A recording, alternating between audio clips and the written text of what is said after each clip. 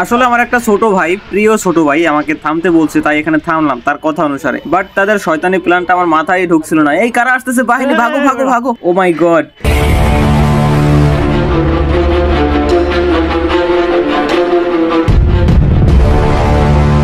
So hello guys, welcome back to my channel with another video. তো সবাই কেমন আছো? আশা করি সকলে ভালো আছো। আমি বেশি ভালো নাই, কারণ হচ্ছে আমার শরীরটা খুবই খারাপ কিছুদিন ধরে, যার কারণে ভয়েস দিতে খুবই কষ্ট হচ্ছে। তাও ভয়েস ওভার করছি শুধু তোমাদের বিনোদন দেওয়ার জন্য। So don't skip this video, কারণ আজকে খুবই ধামাকা হতে চলেছে। বাই দ্য ওয়ে গাইস, আজকে হোলি দিন, সো হ্যাপি হোলি এভরিওয়ান। আর একটা বিষয়, কে কোথা থেকে ভিডিওটা দেখছো অবশ্যই কমেন্টে তার লোকেশনটা বলে যাবা। মূলত গাইস, আমাদের এলাকার সব থেকে বড় প্রবলেম হচ্ছে এটাই যে আমাদের রোড ঘাট খুবই খারাপ, যেটা বলার মতো না। সো এই রোড দিয়ে বাইক রাইড করলে আমার বাইকের অবস্থা খুবই খারাপ হয়ে যায়, যার কারণে কিছুদিন পর পরে আমাকে সাইকেল সার্ভিসিং দোকানে যেতে হয়।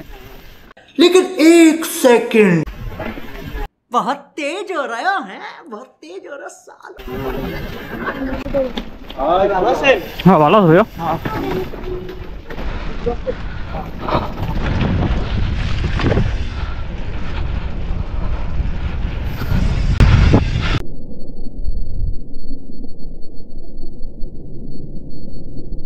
গাইস, এখানে সোলোমো করার দেয়ার একটাই উদ্দেশ্য ছিল, কারণ আমি এটা দেখতে চেয়েছিলাম যে আমাদের থেকে পাখি কতটা স্পিডে উঠতে পারে। এখানে বলার কিছু নাই, তোমরা নিজেরাই দেখতে পেয়েছো, আসলে পাখিটা অনেকটা স্পিডে উঠেছে। সো গাইস, আমরা চলে এসেছি কারফা স্টিল ব্রিজে। তো সামনে আমার জন্য ভয়াবহ কিছু ওয়েট করতেছে। তো আপনারা রেডি তো? বাই দ্য ওয়ে, সবার জন্য একটা চ্যালেঞ্জ আছে, যার কমেন্টে 0 লাইক পড়বে আমি তাকে ফলো ব্যাক করবো, গড প্রমিস। সো তুমি যদি কমেন্ট সেলিব্রিটি হতে চাও তাহলে এক্ষুনি একটি করে কমেন্ট করে যাও। তুমি ভাইরাল হতে চাইলে অবশ্যই কমেন্ট করে যাও, কন্টেন্টের কোনো প্রয়োজন নাই।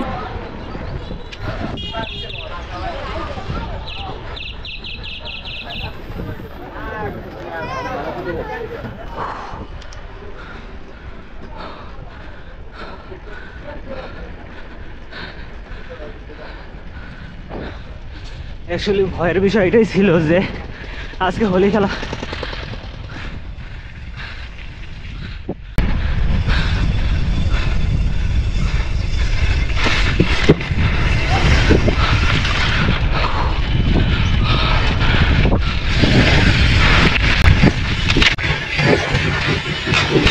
বানি হ্যাপ করতে গিয়ে একটা ক্র্যাশ হতে চলেছিল, একটুর জন্য বেঁচে গেলাম গাইস।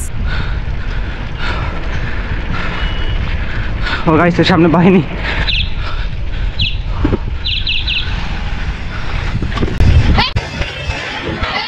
ও মাই গড, একটুর জন্য বেঁচে গেলাম। ভাগো ভাগো ভাগো ভাগো। আমি আসলে একটুর জন্য বেঁচে গেলাম। আমি যদিও কাজে যাচ্ছি এন্ড আমার গায়ে একটা সাদা টি শার্ট পরা ছিল, তো এতে যদি একটু রঙের ছিটা ফুটা লাগতো তাহলে শার্টটাই খারাপ হয়ে যেত। তো এর কারণে বেশি ভয় লাগতেছে। সামনে আরেক বাহিনী আছে।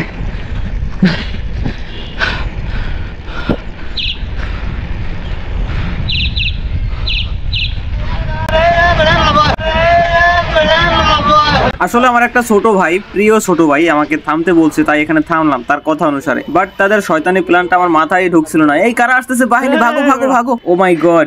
আপনারা কেউ হোলির দিনে ধাওয়া খেয়েছেন কি? অবশ্যই কমেন্টে জানান। বাট আজকে আমি হোলির দিনে যে ধাওয়াটা খেয়েছি এটা আসলে আমি কখনো ভুলতে পারবো না। সত্যি কথা বলতে তাদেরকে দেখে আমার ছোট কালের কথা মনে পড়ে গেল। আমি অনেকদিন হয়েছে হোলি খেলি নাই। সরো সরো সরো সরো সরো। এরা সকলে বাচ্চা ছিল বলে এদেরকে তেমন একটা ভয় লাগে নাই, কারণ এরা কিছুই করতে পারতো না। যদি এখানে সিনিয়র পার্সন থাকতো তাহলে অবশ্যই তারা আমাকে আটকাইতো অ্যান্ড হচ্ছে রং মারতো।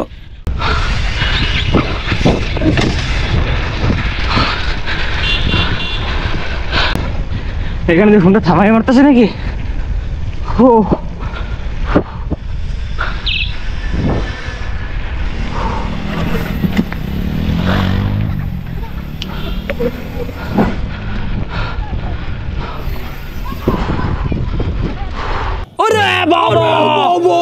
ওএমজি, এরা কারা? আসলে আমি তাদেরকে দেখে ফার্স্ট টাইম ভয় পেয়ে গেছিলাম। পরে দেখলাম আসলে তারা তেমন একটা রেসপন্স করেনি, কারণ হয়তো তারা আমাকে চিনে না, তাই তেমন একটা রেসপন্স করেনি। যাক, ভালোই হয়েছে, কারণ এরা যদি রেসপন্স করতো তাহলে আমার কোনো উপায় ছিল না, আমাকে আজকে ভূত বানাই দিত। সো গাইজ, আমরা সাহেবেরহাট এসে পৌঁছাইছি। তো এটা হচ্ছে সাহেবেরহাটের সেই একটা রোড, যেটা বলার মতো কোনো ভাষা নাই আমার কাছে। আসলে এই রোডটা দিয়ে সাইকেল চালাইতে অসাধারণ একটা ফিল লাগে, এটা ভাষায় প্রকাশ করতে পারবো না। বাজারের দুপাশে সুন্দর পাকা রাস্তা, বাট বাজারটুকুতে রাস্তায় ইটগুলো দাঁড়িয়ে রয়েছে, কারণ তারা অন্যান্য ম্যাটেরিয়ালের অভাবে কাজটা সম্পূর্ণ করতে পারে না। আসলে খুব গর্বের বিষয় এটা। রাস্তা তৈরি করার দায়িত্ববান ব্যক্তিদের প্রতি আমার অগাধ শ্রদ্ধা ও ভালোবাসা। এক কথায় তাদের জন্য গর্বে বুকটা ফেটে যাচ্ছে আমার। অ্যাকচুয়ালি গাইস আজকে খুব অনেক বড় বাসা হচ্ছে, খুশি থাকতে হলে হয়ে যাক।